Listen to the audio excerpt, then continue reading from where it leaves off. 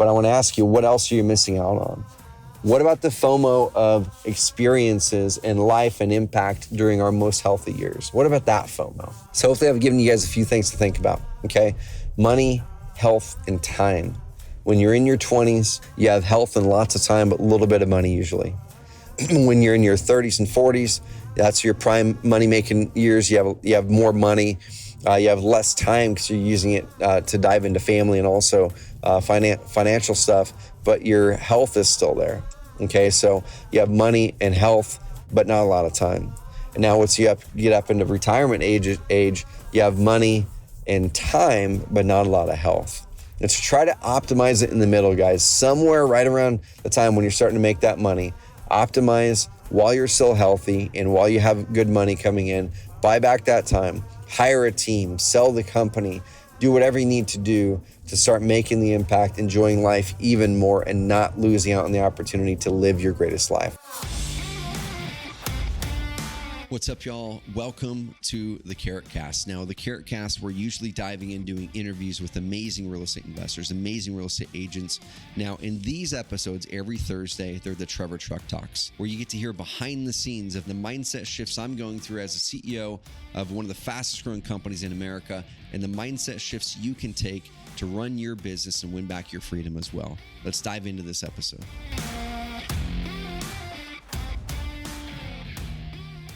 So I'm driving right now on Interstate 5 up in Oregon, just south of Portland right now, and heading to our first in-person company retreat in a year and a half, which is crazy. So before COVID, we'd always done in-person company retreats every 6 months, so every January and July. And we started that probably 2 years into the business.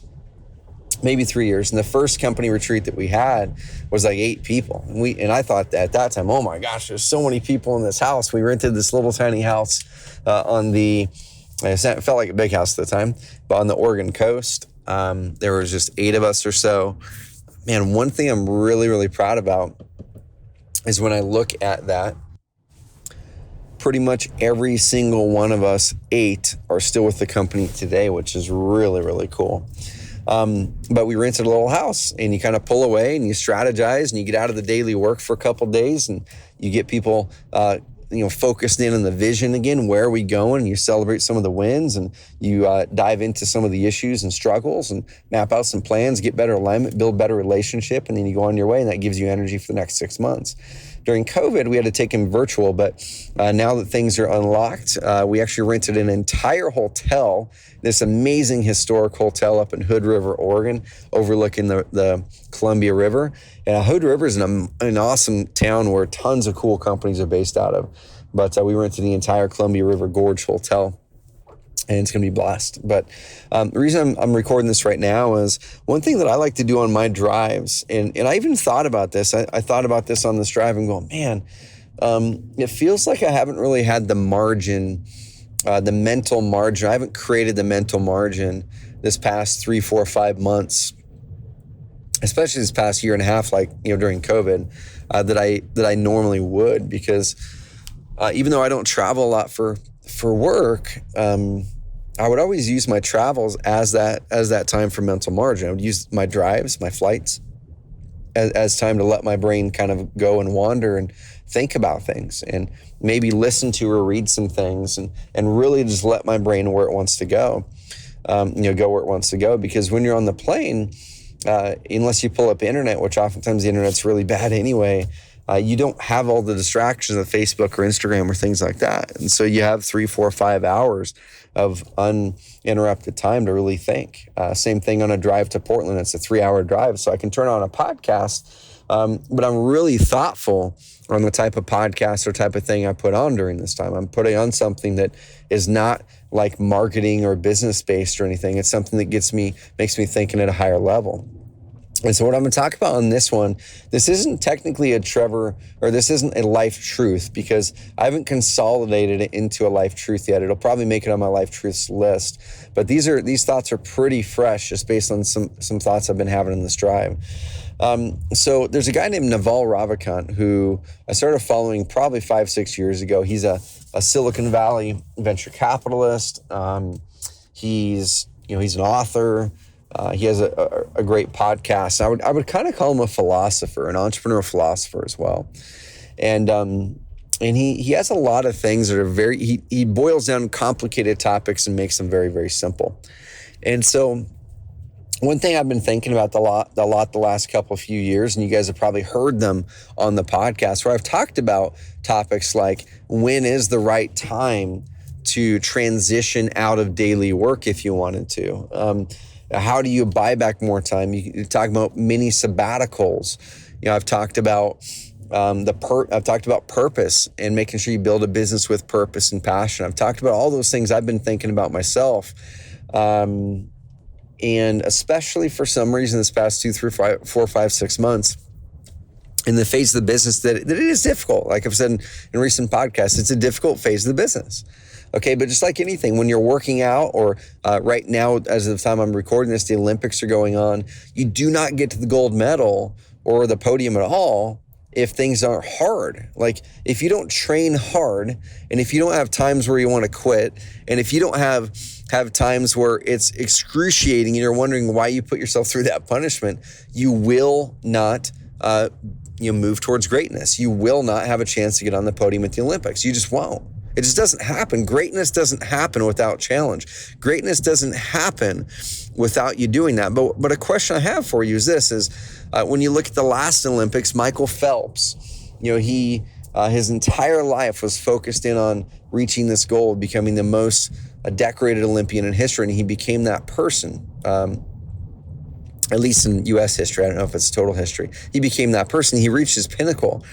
But what happened is, I remember seeing an interview where he talked about it and said, yes, I've achieved amazing things, but after that he had this massive depression that started to sink in because his purpose went away, because he'd been working so hard through all those years, through his teens, his 20s, and I think he's probably nearing 30 or in his early 30s or mid 30s by now,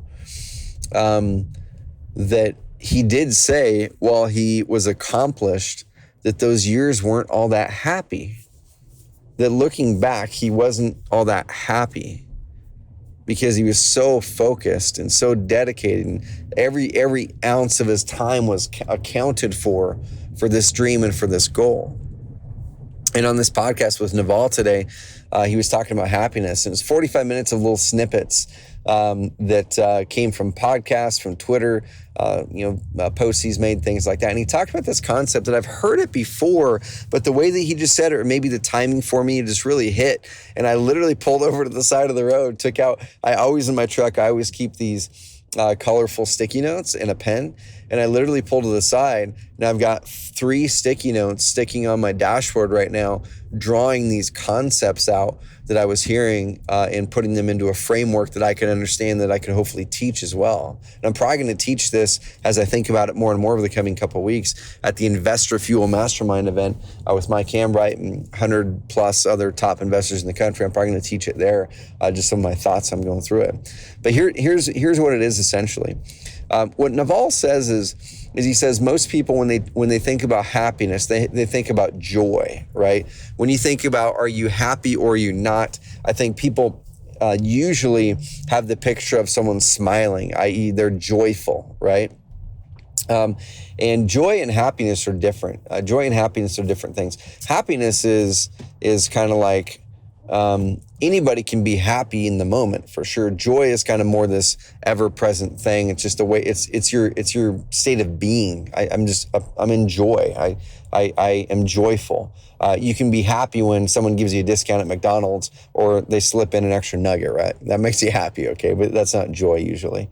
But what Naval said is, he said he used to think happiness and joy were the same thing, or very similar. He says what he feels now is happiness is more like peace. He said when you're in peace, he said that's when he's the most happy. When you're in peace, it means what were the words that he put it? It's when you're in peace, when you're feeling peaceful, you don't have a need or a want for anything. Basically, there's nothing that you desire that you currently lack. okay? Having peace is the lack of desire for something you don't have. Now think about that. Having peace is the lack of desire for something you don't have, meaning you're in the state that you currently are in, everything is fine. The state that you currently are in, things are good, things are the way that you want them to be.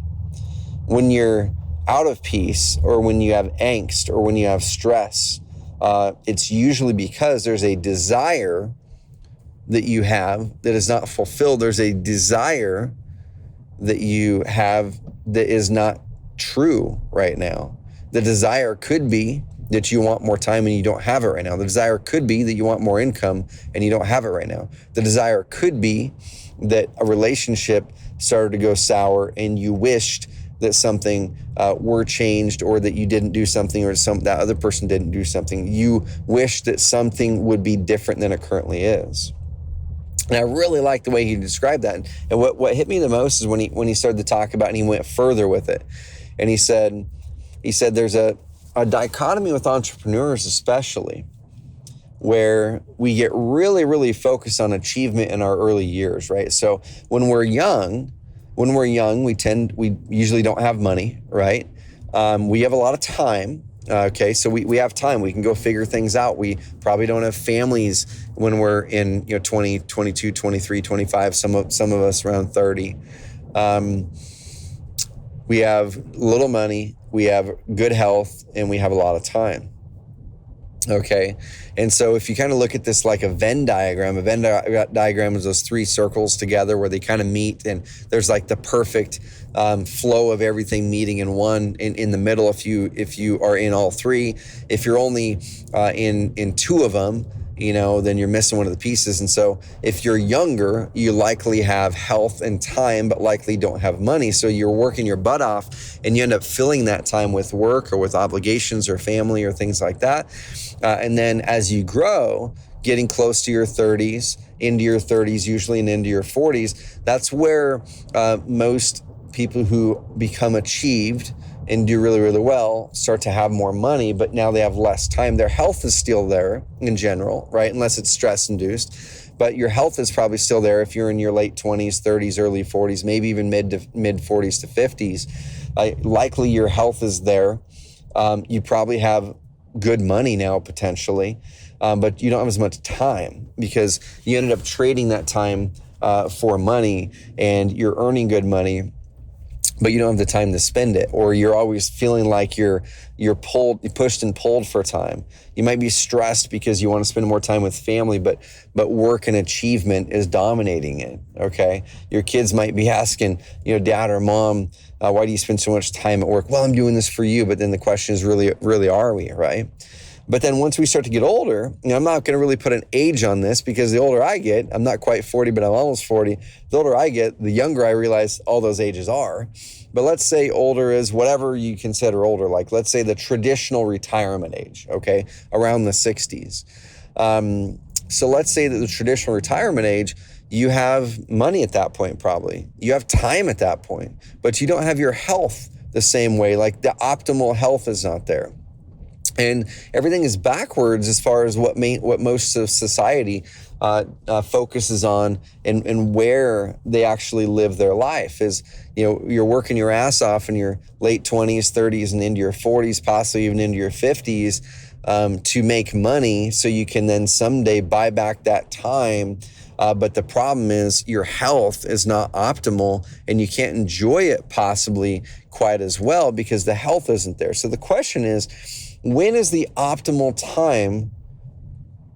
When is the optimal time when you have money to buy back your time while you're still healthy? When's the optimal time? And the question is, how do you know when to get off of that income hamster wheel, or the work hamster wheel anyway? How do you know when to get off of it when you have enough money to do that? When you have enough money to where you can feel peaceful, because you don't have a want or desire anymore. What is that dollar amount? I don't know. It depends on what you want to do. But I can tell you I'm far beyond mine right now, but I'm still working a lot, right? And so it does get you asking questions sometimes. And so if you are working a lot, and you have plenty of money, or you can sell your business or whatever it is, or you have real estate that's paying for, whatever, and you're not buying back your time and you're still slaving away, working 30, 40, 50, 60 hours a week, oftentimes doing things you don't want to do, and you're pulling it away from experiences you could be having, or your family or friends or whatever, then the one question that would come up to me is, well, shoot, if you're in your late 20s, 30s, 40s, you have the money, you're like, man, I finally made it financially. I've got that, okay? I've still got my health. But if I keep at this work pace, I won't have it for long, right? And maybe you don't have your health. Maybe you've been working your butt off so hard, you're not working out, you're not eating healthy. If that's the case, this is a bigger wake-up call for you, right? If you have optimal money, but no time and no health, guys, you need to be spending that money to buy back your time and buy your health again. That's the worst of all scenarios. The worst of every single scenario of all of these is having really, really good income, having money, but no time to use it because you're working your ass off and your health is going downhill. You're not working out. You're not eating healthy.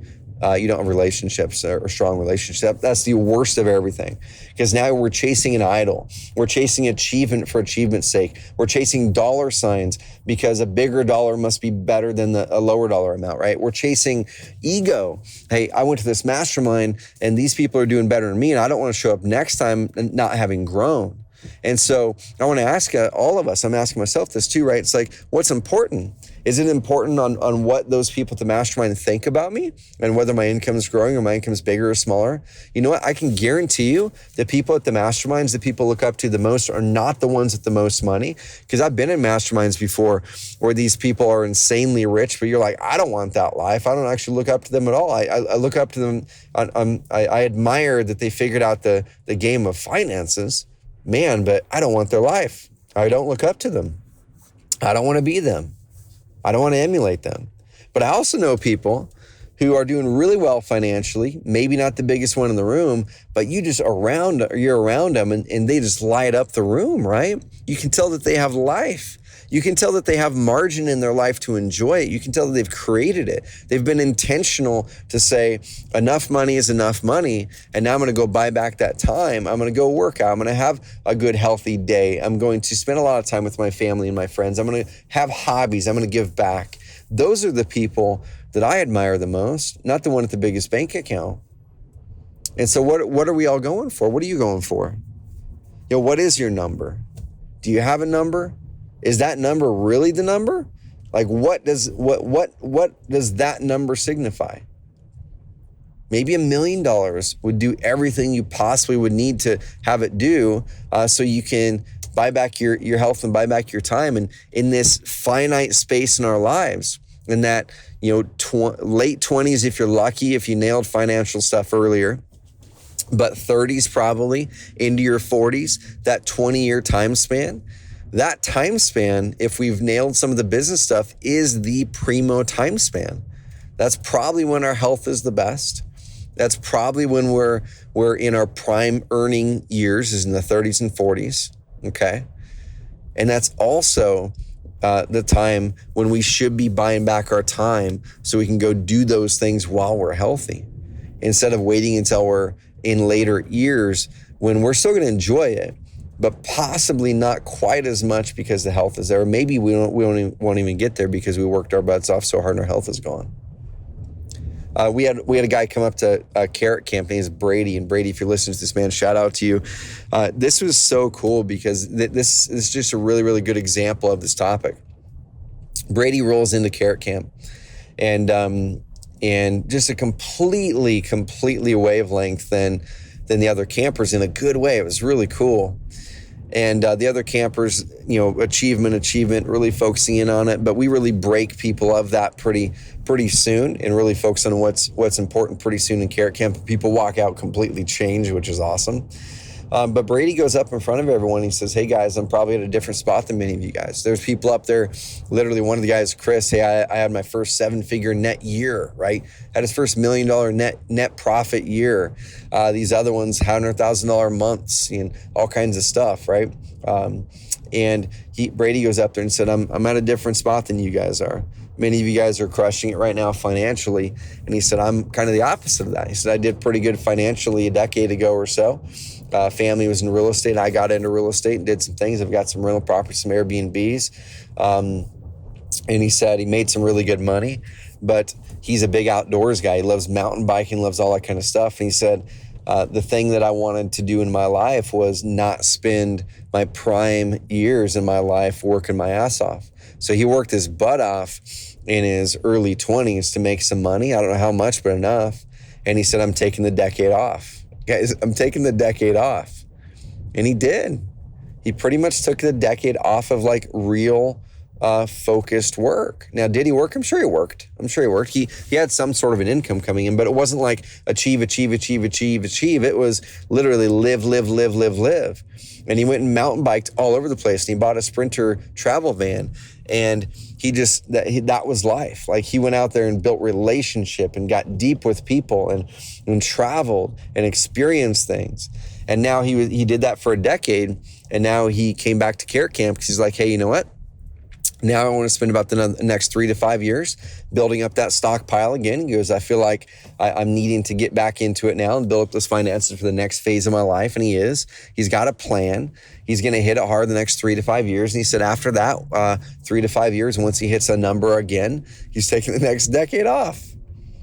Guys, that sounds pretty darn cool, right? I mean, it's also complete opposite of what others are doing, because he doesn't care what society thinks. And here's the deal, guys. Yes, is that different? Heck yes, it is. But different's not bad, because I can guarantee you so many people at Carrot Camp, when he was up there talking about it, they were envious of it. They're like, oh man, kind of feels like he's got something figured out. Maybe my bigger number in my bank account isn't what's most important. Maybe that's not it. Maybe I need to be trading time for dollars a little bit better, or the other way around, dollars for time. Maybe I need to be trading dollars for time a little bit better than I am. I can't take my money to the bank or to the, can't take my money to the next life with me. So what am I doing it for? And so what I want to ask you guys is where are you currently in your life, in your situation? If you are in the spot where you're in your 30s or 40s, let's say, and you've done pretty darn well financially, okay, and you're healthy, maybe right now is the time you really need to be pulling back and saying, I'm going to use some of this money to buy back a ton of my time, and I'm going to live my max life this next decade, this next 20 years, this next 10 years, this next 5 years, whatever it is. And it's something I've been thinking about a lot. I'm doing very well financially. And it's something where I have done a lot of thinking over the last year or two on what role does business play in my overall life. And here's the one caveat that I'm going to give y'all. The one caveat that I'm going to give to taking and trading dollars for time is you can trade time. You can go after and optimize for money. You can optimize for freedom, or you can optimize for impact. You can optimize for money, freedom, or impact. When you optimize for money and finances, it's going to take away some of your freedom, okay? And it's going to take away some of your ability to make an impact. Now, why is that? It doesn't mean you can't have freedom, and it doesn't mean you won't make an impact. There's going to be people on the other end of this podcast who are going to say, Trevor, you can have them all. You can have money, impact, and freedom. You can. I'm saying if you hyper optimize for one of these, the whole thing is going to get pulled in the direction of finances, which means you're going to dive in and work because you're optimizing for finances, and you're not going to be carving out the time to go make the impact the way that you could. Now let's flip it around. Let's say you wanted to make an impact. Let's say you've made some really good money and you didn't have a lot of time because you spent it all focused on business. And now you're like, you know what? I'm not really going to buy back a lot of my time. I'm going to buy back a little, but what I really want to do is make an impact. Amazing. Go do that then. So let's say now you're going to heavily weight and optimize your life towards impact. What does that mean? Well, is there a charity that you're going to dive into? Is there something you're going to start? You're going to start a mentoring program and you're going to do that? Are you going to focus on being a father or mother to your kids, the best one over the next 10 years and from the ages of 8 to 18? Maybe that's the impact you're going to make. Whatever it is. Maybe you're going to write the book. Maybe you're going to do whatever. Like, it doesn't matter whatever the impact is that you feel is worthy, fires you up, and really hits you in that purpose, bone. Now let's say you want to optimize for freedom though, okay? If you want to optimize for freedom, that's kind of like the 4-hour work week, right?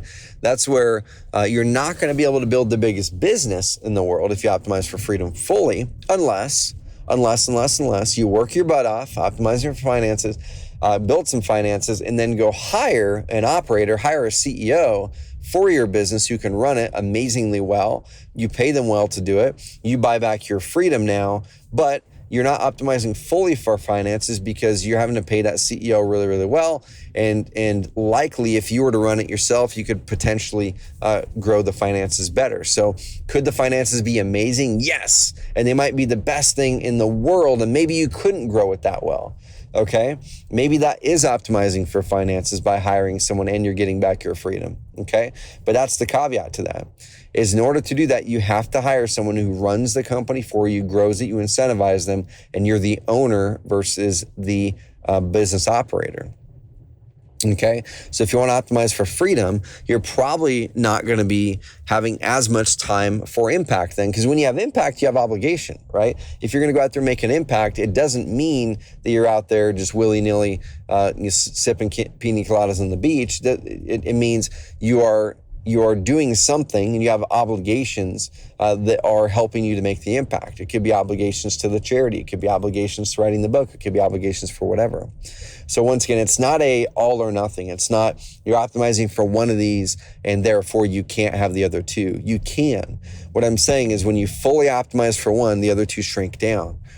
So that's the key in life, is in seasons of our lives, asking ourselves those questions. So circling all the way back, and I'm going to finish up this podcast with this, is I want to ask you this right now. If you're in your 20s and you're just starting to have things hit financially, and maybe you haven't hit your number yet and you're still healthy, cool, keep cranking on that.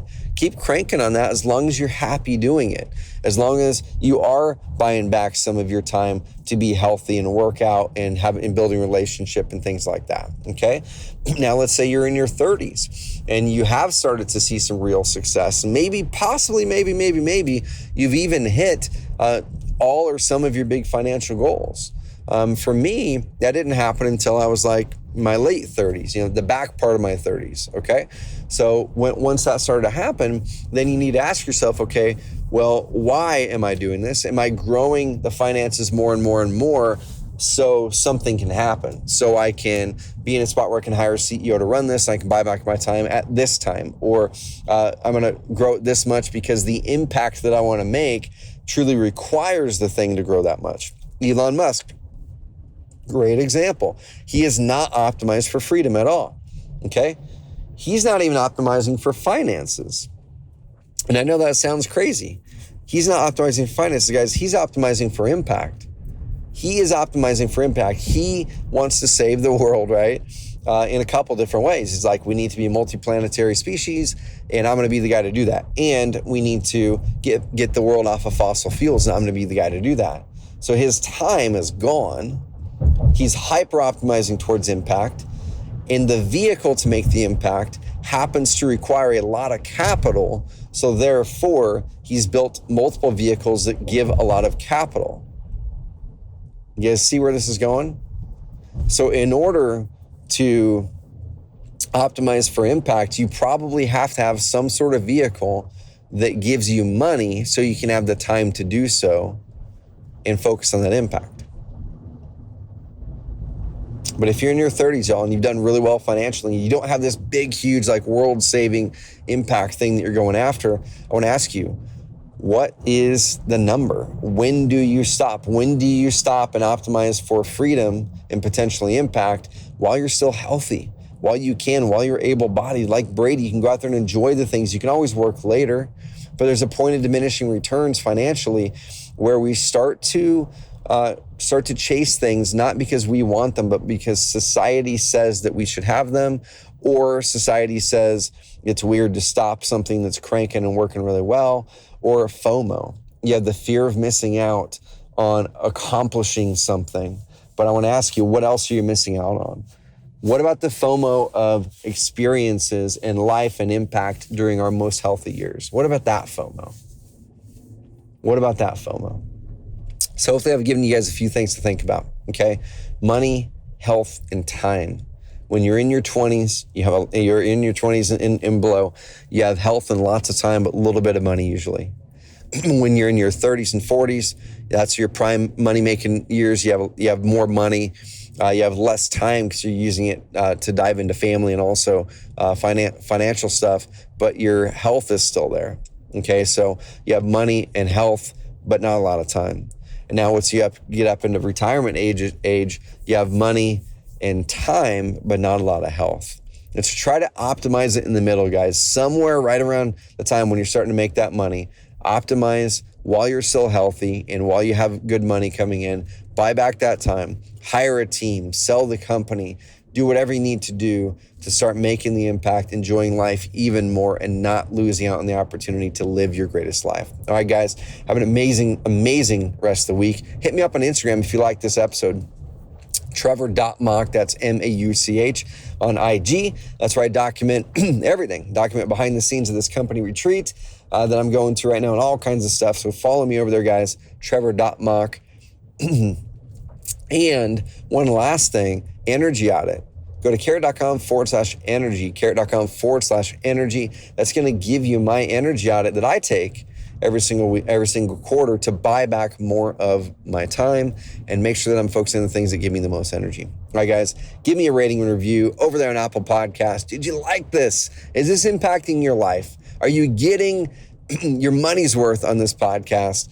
And hopefully I'm changing your perspective, changing your life so you can go out there and build a business of freedom and impact. And we're going to help you grow the finances side of it along the way. Guys, have an amazing, amazing rest of the week.